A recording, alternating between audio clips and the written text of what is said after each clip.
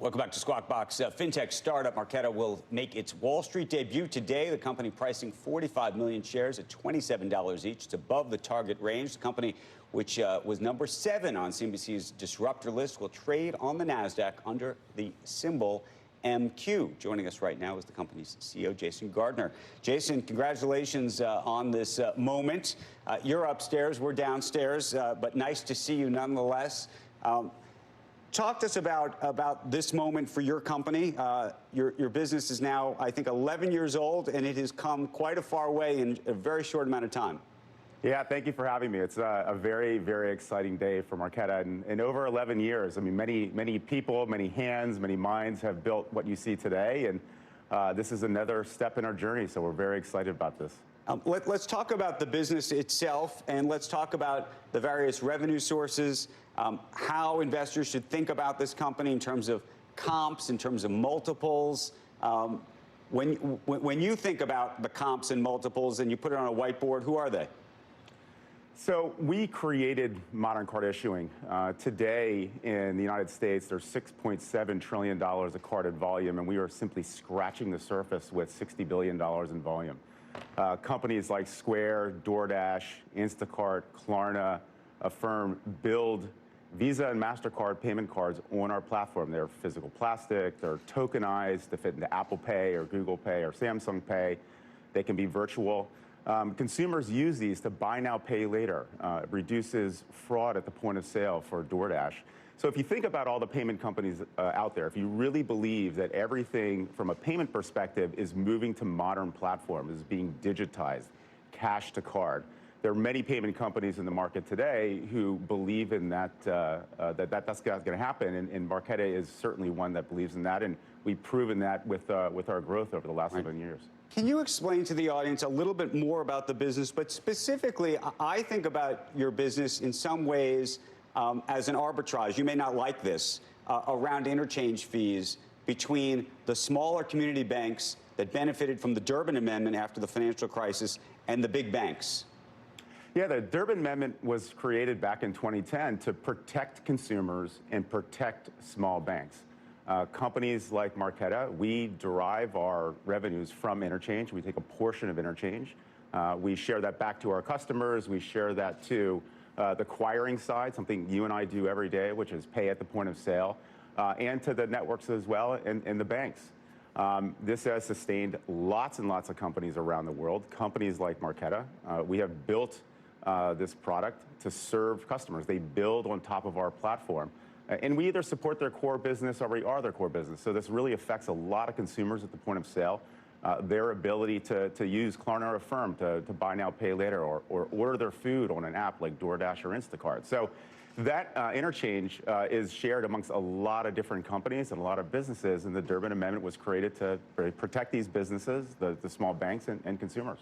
Is there any risk over time that interchange fee effectively gets compressed, either because of government policy or competition? Nothing we see on the horizon. There's been no talk that we've heard about the Durbin Amendment being taken away that would adversely affect these small banks and adversely affect consumers. And we operate outside the United States. We operate in 36 countries today where interchange actually is not high like it is in the U.S. And we have created business models that have been able to support us, and especially in Europe. When you think of being a publicly traded company, having the currency of a stock, do you start to think about acquisitions and what this company may look like 5 years from now? The reason I ask is there are so many fintech companies that have gone public even in the last, say, 12 or 18 months, and I imagine at some point there will be consolidation. Lots of opportunity around the world, and our plan is to grow organically and grow inorganically where we see it being strategic and opportunistic. Marqeta builds a specific way. We build the Marqeta way and how we build around the world. And if we look at acquisition and decide, and you're correct, there's lots of fintechs around the world that look at different parts of the ecosystem. And we operate in 36 countries today, we obviously want to grow that. How we enter countries, again, organically, inorganically, but it has to be strategic and it has to be opportunistic. Business model question. You mentioned the international component of the business versus the U.S. business, the interchange fees in the U.S. The interchange fees, as you said, elsewhere are much lower. In terms of both revenue and profit, if we were to look at a pie chart, how much of it does the U.S. represent? How much does the international piece represent? Well, today, our revenue is 98% out of the United States, only 2% internationally, but $30 trillion of carded volume happens outside the United States, and that's tremendous. So we're just scratching the surface there as well. Yeah, it's a different business model because you don't have the level of interchange that you have in the United States. Outside the U.S., you do internationally. And keep in mind, the ability for merchants to accept payment cards, whether online or offline, is a global phenomenon. The ability for us to provide services through our platform is another way for the company to generate revenue. And obviously, the opportunity outside the U.S. is tremendous. And of course, I could not get through an interview about fintech and payments without asking you about crypto, which is to say, what is your take on crypto, and do you plan to transact in it?